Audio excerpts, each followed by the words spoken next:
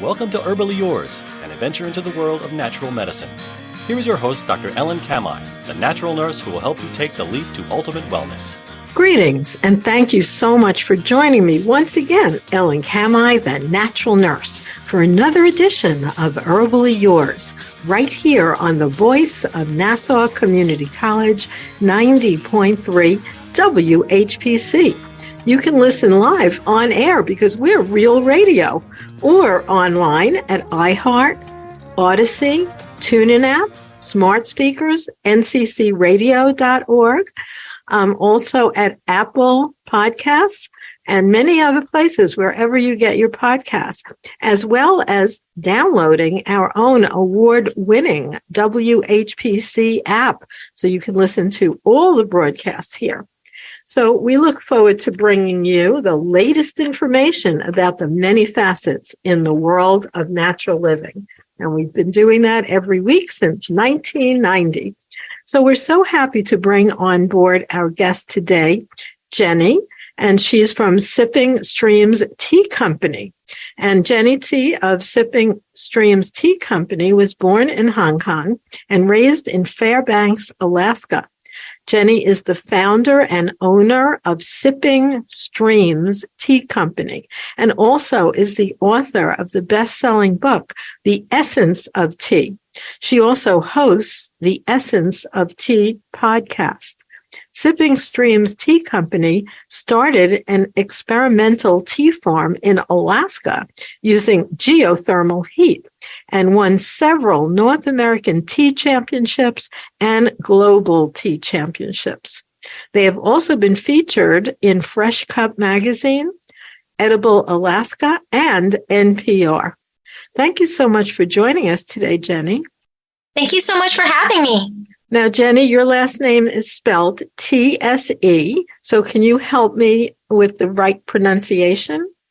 Yeah, so I'm Cantonese, and it's actually written phonetically. So if you imagine the first part of my name, Jenny, which is J, like the J and the E, my last name is spelled the same way as the J and the E, J. So it's the T and the S blends to J. Well, we're going to call you Jenny of Sipping Streams, if that works for you.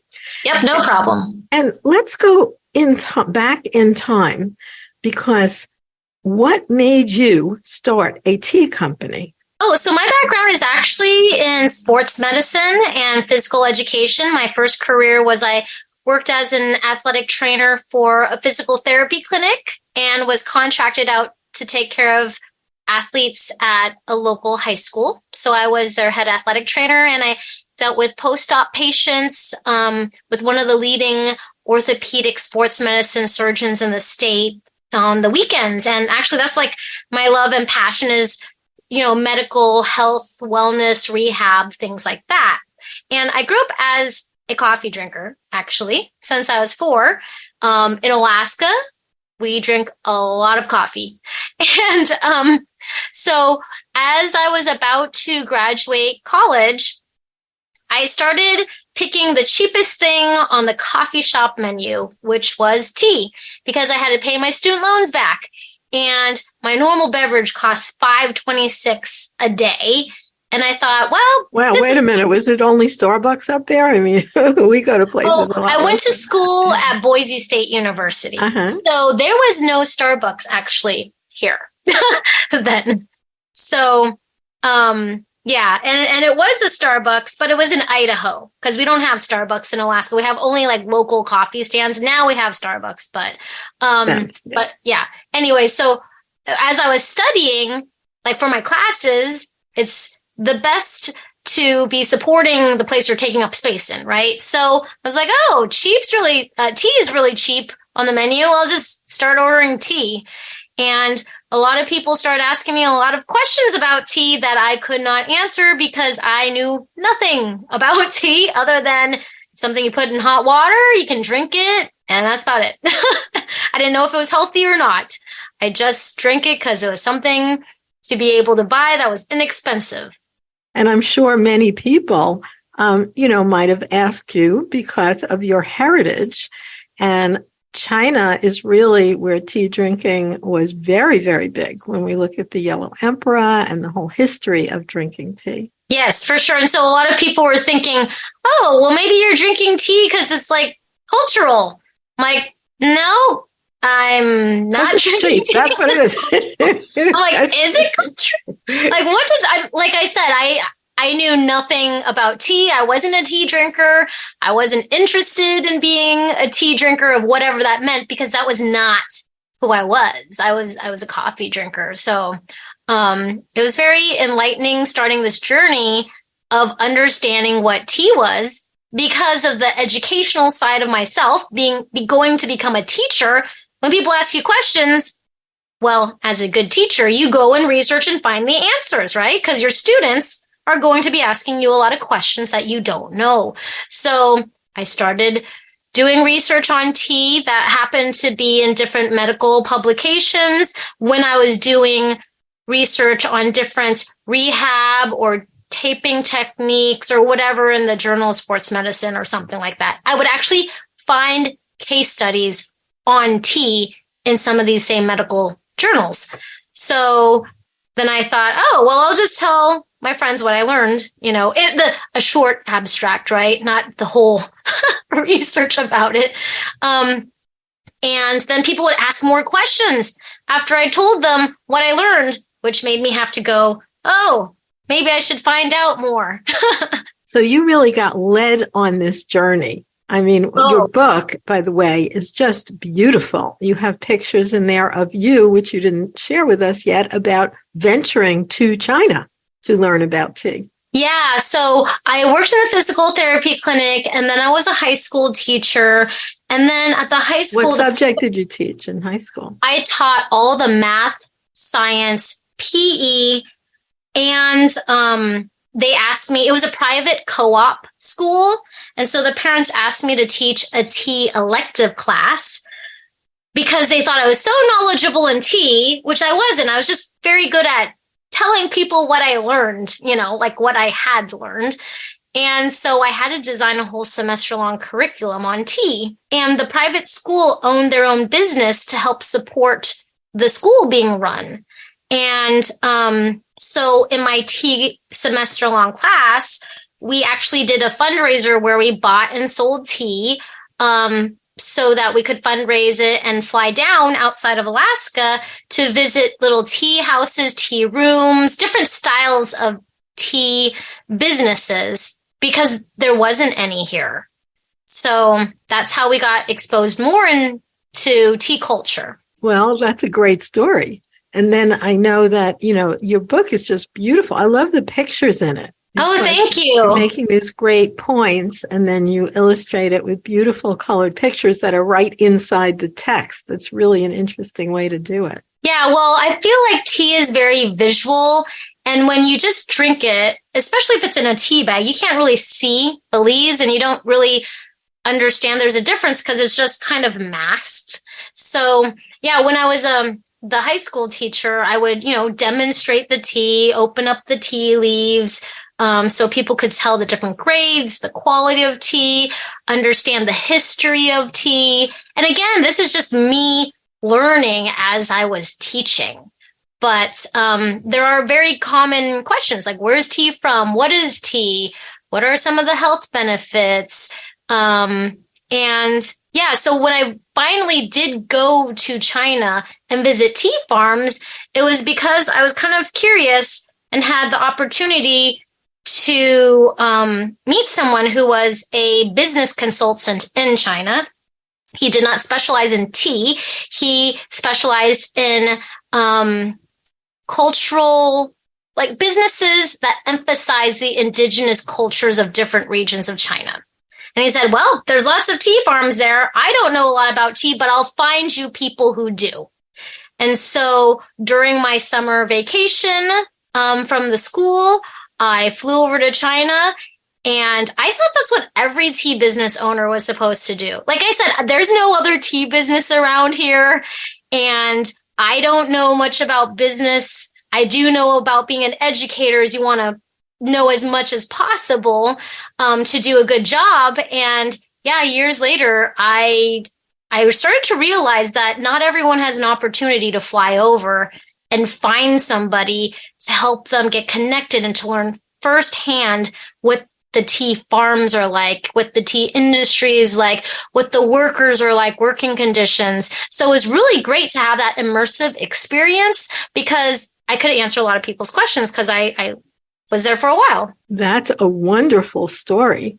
Now, another very interesting aspect that I find in, your description of your journey is that when you came back to Alaska, you started a geothermal experimental tea farm. Tell us that story. Yeah, so I've actually been in business for over 16 years now, and everything there's this theme of my personal journey with tea that have to do with trying to, I guess I'm like a people pleaser. Like I like serving people. I like hospitality. That's just my personality. So when people ask me questions, I go, interesting. I should find out more. So part of my, I actually have a tea specialist certification program, and it really got big during COVID because a lot of people were stuck at home. And because I stopped traveling to tea farms and I still haven't gone back overseas because of different regulations or, things like that made it more difficult to travel overseas, is that I mailed all of my tea students their own tea plants because we weren't going to fly to Kenya or to Japan or anything because of COVID. So I thought, well, what better way to teach a person where on the stalk of the tea tree plant you pick the leaves and what I'm talking about different grades and quality and different characteristics of the flavor of tea than to actually see it on a tea plant firsthand. I had a couple of tea plants that I had bought online, and so I would show them in my videos, and then I thought, well, let me just mail them to my tea students because tea plants are grown all over the world. So I sent them out to my tea students, and then they started asking, so when are you starting a tea farm? And I was like, what? I'm not going to start a tea farm. I remember saying it very clearly. Why would I start a tea farm? I have a restaurant, which is a tea room, a tea house. It's a store. We're a manufacturer. I have a tea education program. Like, what am I going to have time to start a tea farm? So that's how I approached it, was like, no, I'm not starting a tea farm. But my husband, he and I are both very technically minded. And he was like, but technically, how would it work? Like, could you even start a tea farm? And we're talking about Alaska here. Yes, we're talking about Alaska. Yeah. And we're talking about Fairbanks, Alaska, which is in the center of the state, which is very dry. We do not have a climate for growing tea plants. Like when you see these beautiful photographs or video footage of these different places around the world with these rolling, misty mountains and hills, they're all misty. They have humidity. Fairbanks is extremely dry. It's like on average 25-30% humidity. And we're not anywhere near the ocean. The ocean is like 600 to 800 miles away from my town.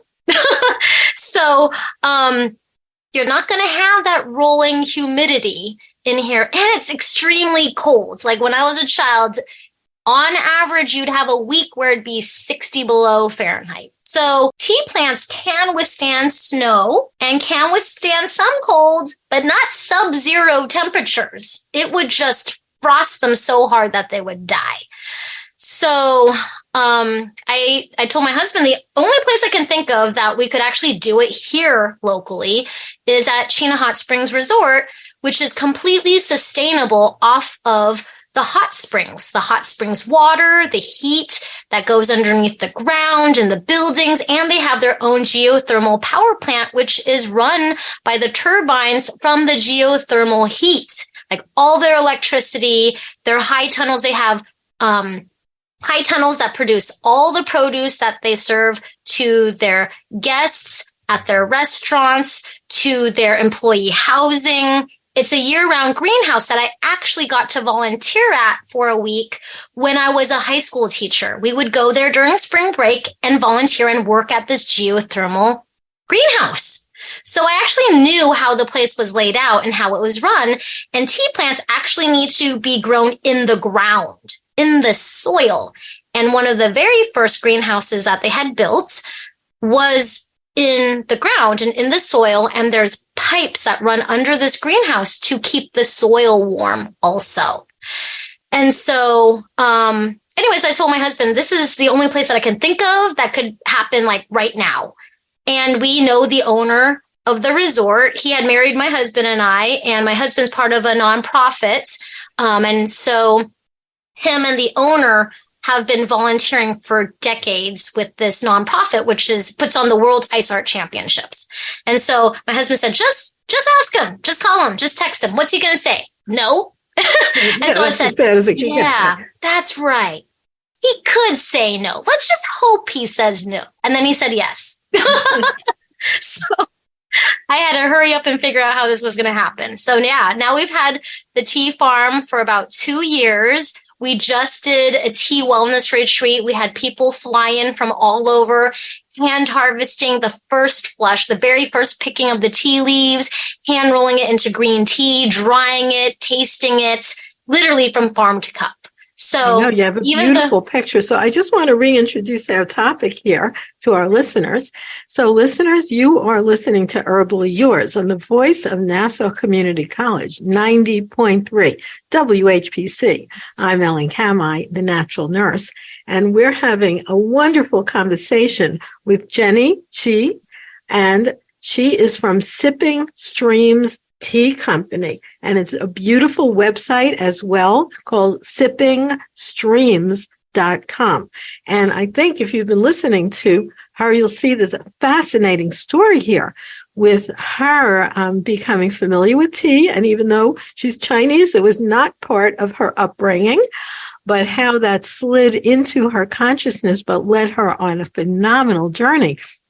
And is this a normal thing? I mean, shouldn't we have more farms that work on geothermal energy around the world? This is the only geothermal tea farm. And I mean, it's very small, like it's a micro scale tea farm, but you actually, like 1 acre of tea fields will put out, and I could be wrong, so I might have got my numbers wrong, but I think it's about 1,000 kilos of tea a year. Wow. I just want to say one thing. When we're talking about tea here, and it's interesting because I'm not sure, you might not know this, and maybe you do. I'm sure you're into learning, but the word tea until like 2 months ago was reserved only for when we make a drink or look at dried leaves from a specific plant, Camellia sinensis, which is what you're talking about. Yes, but and it's an evergreen. recently there's a redefinition of the use of the word tea for any dried plant, like peppermint tea, chamomile tea. That used to be an incorrect use of the word.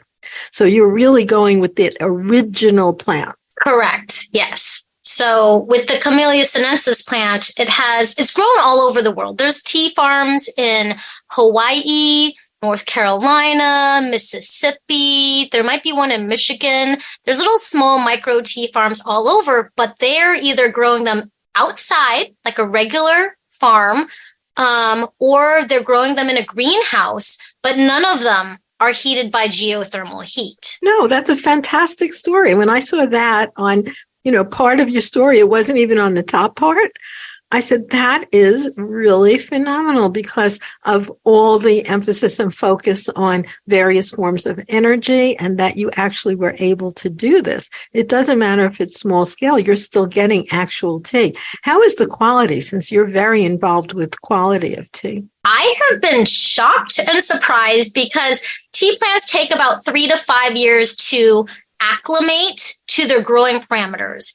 And there's no tea grown this high in latitude. So with our lack of sunlight in the wintertime, we have to have grow lights on them. But even that, there's not consistent enough growing, like the grow lights touching the whole bunch of tea plants. And then our summers, it's almost 24 hours of sunlight. So I think we're past equinox now.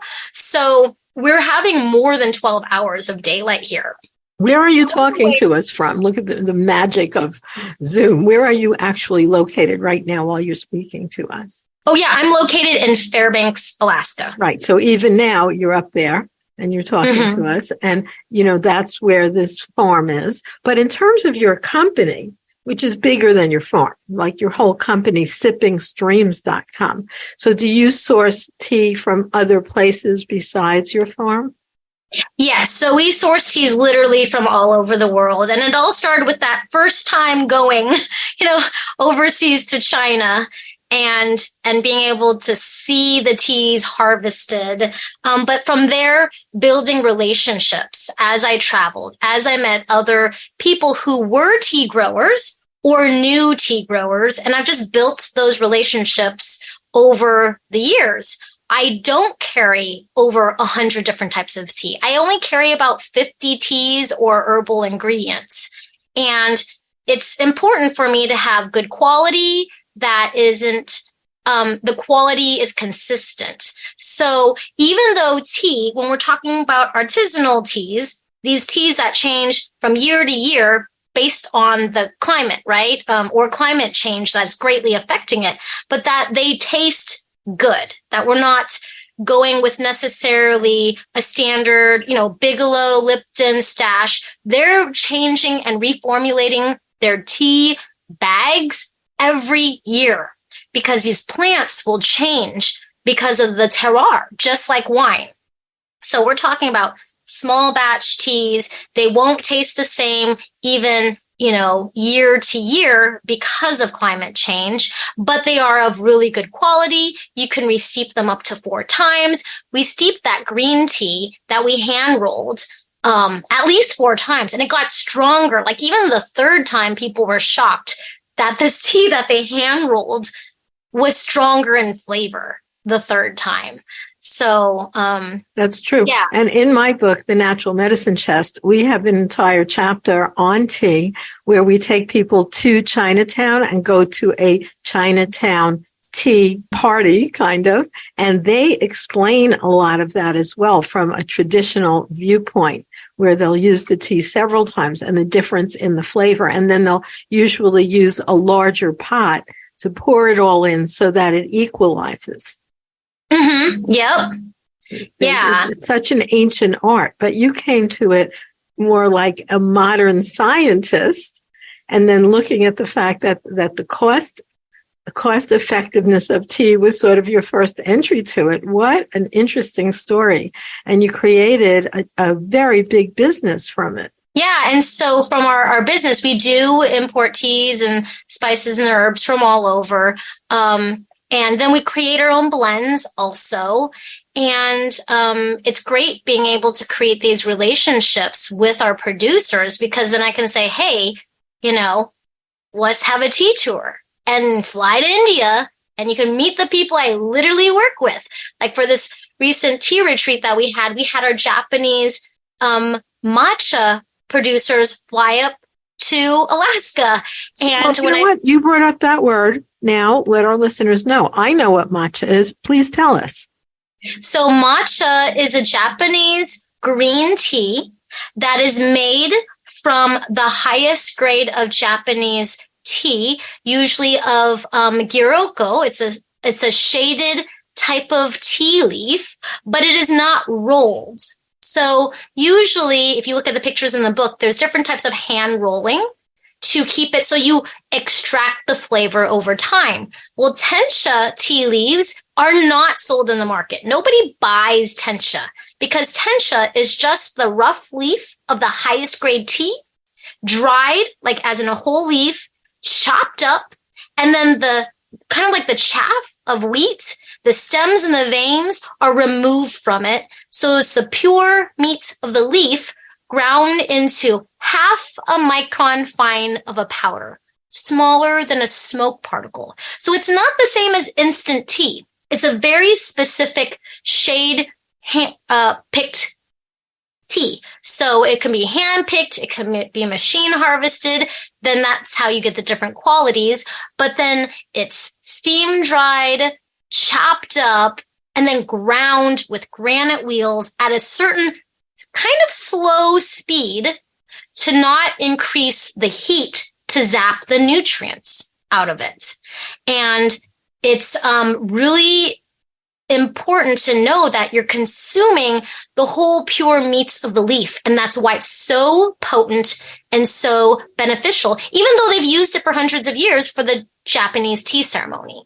And it's very, very dark green. If anybody buys matcha anything, it's a super dark green kind of color. So on your website at sippingstreams.com, and we will have a link to it as well, you're offering various teas. Now, how are they delivered? Is it just the raw tea in a bag? Yes. So we have teas that are loose leaf, or we have teas that are put into compostable. Again, like our mission is to be as sustainable as possible, especially because we're in Alaska and it's so expensive and we don't have recycling centers here in the state. Everything gets shipped down. So you can imagine the carbon footprint's even bigger.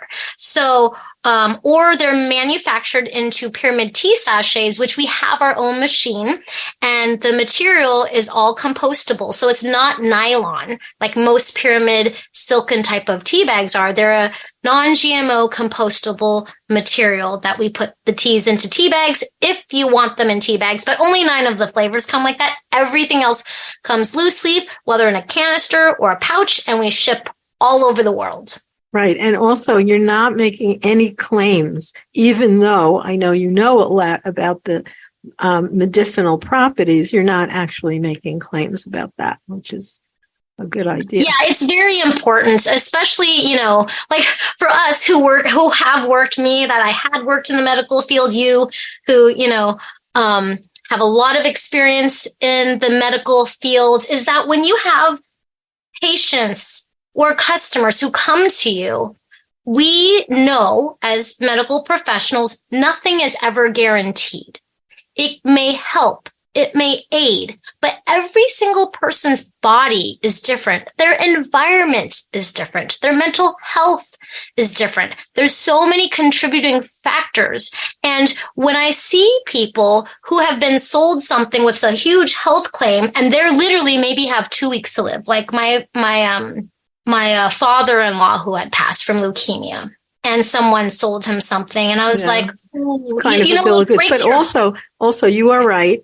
But also, we're going to come to the end of our time here, and I want to thank you so much for being our guest. I love your book.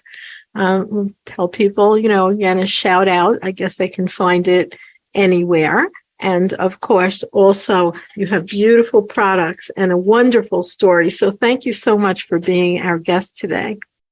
Thank you. And the essence of tea. And thank you, listeners, for tuning in once again to Herbally Yours, produced in the studios of 90.3 WHPC, Nassau Community College, Garden City, New York. For further information, email us at whpc@ncc.edu. This is your host, Ellen Kamai at naturalnurse.com, inviting you to join us next week for another edition of Herbally Yours. Until then, stay healthy.